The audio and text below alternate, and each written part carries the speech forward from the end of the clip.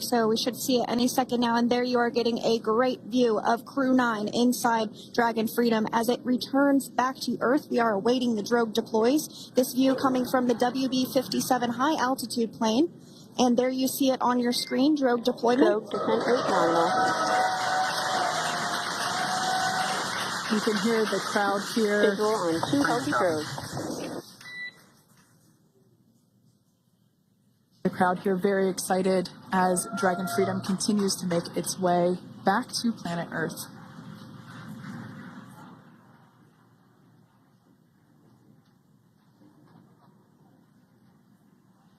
Next up, we'll stand by for the main deployment of the parachutes. The mains are quite a bit larger. You'll be able to notice the difference on your screen once they deploy, and they continue to ensure that the Dragon spacecraft slows down even further. As we mentioned, Freedom will be traveling 16 miles per hour when it splashes down off the coast of Tallahassee, Florida, here at 2:57 p.m. Pacific time this afternoon. And there we go. We have visual on 4 healthy mains. That view was from inside. Freedom copy.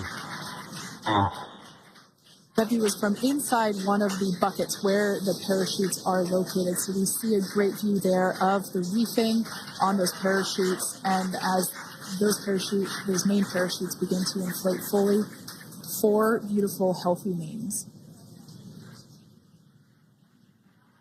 Now awaiting visuals of splashdown. Freedom. We'll start to hear Commander Nick Hague. Copy 1000. As we heard right there, Commander Nick Hague will be calling out the altitude of the Dragon capsule from here on out. Landing in water is simpler and provides more margin against unlikely parachute issues. You can see those parachutes continuing to slow the Dragon capsule down. And if you're just joining us, you're looking at 800 meters. a live view of Crew 9, just minutes away from splashing down off the coast of Tallahassee, Florida. Splashdown 2 minutes from now at 2:57 p.m. Pacific. We do have 4 healthy mains really doing the job there. Just breathtaking views of a calm, glass-like ocean off the coast of Tallahassee, Florida. Crew 9 just minutes away from splashing down. This is really such an incredible shot. Copy 600.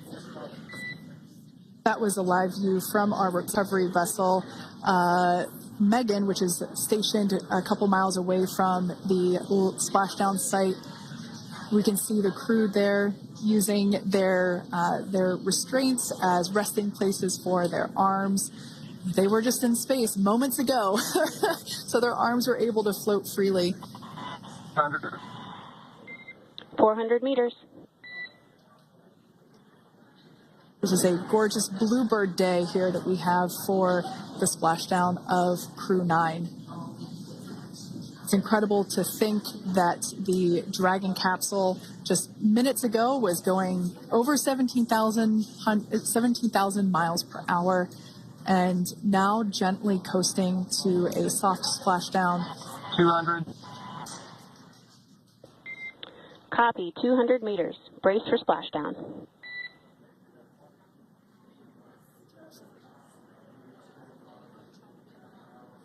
As you can see there on your screen, continuing to monitor progress of the Dragon spacecraft.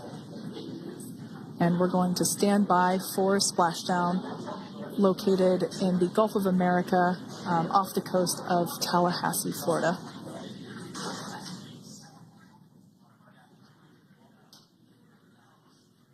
And splashdown. Crew 9 back on Earth.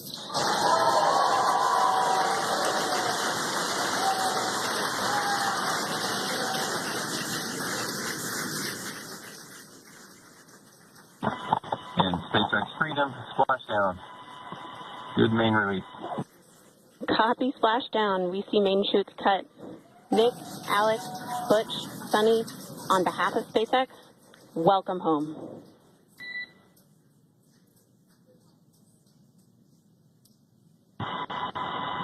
It is an amazing, what a ride. I see a capsule full of grins ear to ear.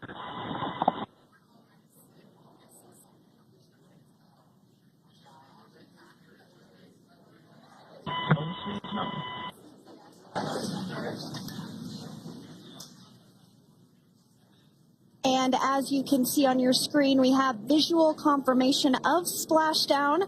Dragon Freedom has returned home, and NASA astronauts. System safety verifications are in progress. We'll report back when recovery personnel are en route.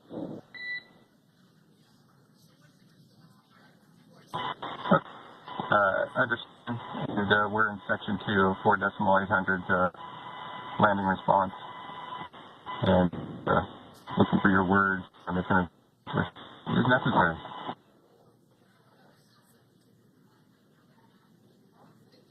In the distance, we can see the recovery vessel making its way. Copy, you're in section 2 for the environmental assessment in 4.800. That is not necessary today. Understand. Raising button. So we will continue to have communications between the Corps and Nick Hague, the commander of Crew Dragon Freedom, which just splashed down 2 minutes ago off the coast of Tallahassee, Florida. Dragon Freedom has returned home with NASA astronauts Nick Hague, Sonny Williams, Butch Wilmore, and Roscosmos cosmonaut Alexander Gorbunoff. They're back on Earth after approximately 17 hours of a return journey from space. The SpaceX recovery ship and team have been waiting for Dragon's splashdown, and they will now make their way to the splashdown location. The teams have been ready and waiting about 3 nautical miles away, so it's going to take them about 30 minutes or so to make their way And to SpaceX Freedom. Pretty sure we're in stable 1. Copy, stable 1. We see the same. It's going to take about 30 minutes for the recovery team to make their way over to Nick, Sonny, Butch, and Alexander, who are still seated and secured inside that Dragon spacecraft there on your screen. Incredible views there of that thermal protection system, or TPS. That Dragon capsule was pristine, white color before it departed the station, and we can see how the reentry phase, the thermal protection system did its job. Now, if you're wondering what that hole, that like bucket area is, that is underneath the side hatch. That is where the main parachutes were stored. So when we saw the Dragon capsule docked at station, it looked very different. The panel that protects and covers the main parachutes, that was still intact, as well as the panels that enclose where the drogue parachutes are located. We can see those fast Freedom, boats. SpaceX is go for recovery personnel to approach. Expect personnel alongside in the next few minutes. Freedom copies. We can see those fast boats. We weren't kidding when we said they were fast. While it does take about 30 minutes for the main recovery vessel to make its way over to the capsule, these fast boats will be doing a couple of things simultaneously. A couple of them are going to be working to retrieve the parachutes that you see in the background there of this drone shot. Those parachutes will be retrieved from the ocean surface. We want to make sure we are able to pull those out. The recovery vessel there closest to the spacecraft is going to be performing some safety checks. We can see there they're using an instrument that is basically working to detect if there are any hypergolic vapors or fumes that are still residing in and or around the Draco thruster nozzles or outlets. The hypergolic fuel, which is necessary for on-orbit burns to maneuver the spacecraft. Unfortunately, those hypergolics are unable to be breathed. They are toxic, and so this team here is doing those initial safety checks to make sure that it is safe for the rest of the recovery team to approach the spacecraft. They're also checking to make sure that any residuals from the pyros are safe and are not going to cause any issues. We can see the team working their way around the spacecraft to do these, basically these sniff tests on all of those Draco thrusters. And as we continue to await the recovery of our Dragon spacecraft with NASA astronauts Nick Hague, Sunny Williams, Butch Wilmore, and Roscosmos cosmonaut Alexander Gorbanov inside, Dragon has autonomously completed several steps to safe itself following splashdown.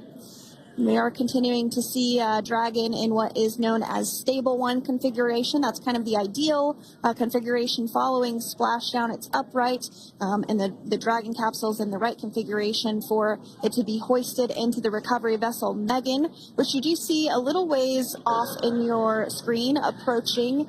Dragon will continue to remain live on air with you through that recovery process, all the way through the point where the crew is extracted from the Dragon spacecraft. Now, if you are just joining us, the mission has gone smoothly so far. Dragon successfully splashed down off the coast of Tallahassee, Florida at 2:57 p.m. Pacific, 5:57 p.m. Eastern Time this afternoon. Approximately 17 hours prior to splashdown, Dragon autonomously undocked from the International Space Station, completed a series of departure burns, jettisoned its trunk section, and performed its final burn, the deorbit burn. This placed the Dragon spacecraft on a trajectory toward Tallahassee, Florida. Dragon successfully re-entered the Earth's atmosphere, followed by deployment of its parachutes to slow the spacecraft down to a gentle splashdown. We're now going to follow the Freedom. Hypergol sweeps and unfired ordnance checks are nominal. Rigging is in progress. Approximately 25 minutes until capsule lift. Stand by for PMC with SpaceX flight surgeon.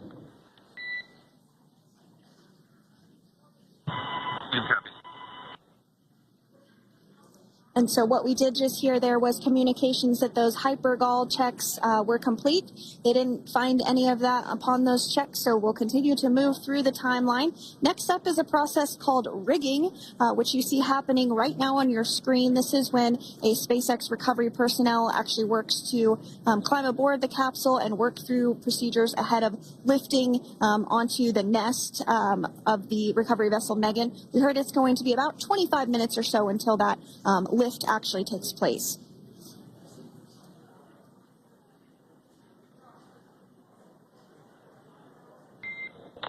Okay, Freedom, the next call will be from the SpaceX flight surgeon on Dragon and Ground Private.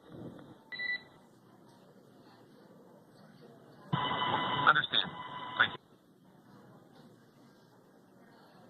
callouts there indicating that the crew will have the opportunity to do a quick check-in with the SpaceX flight surgeon.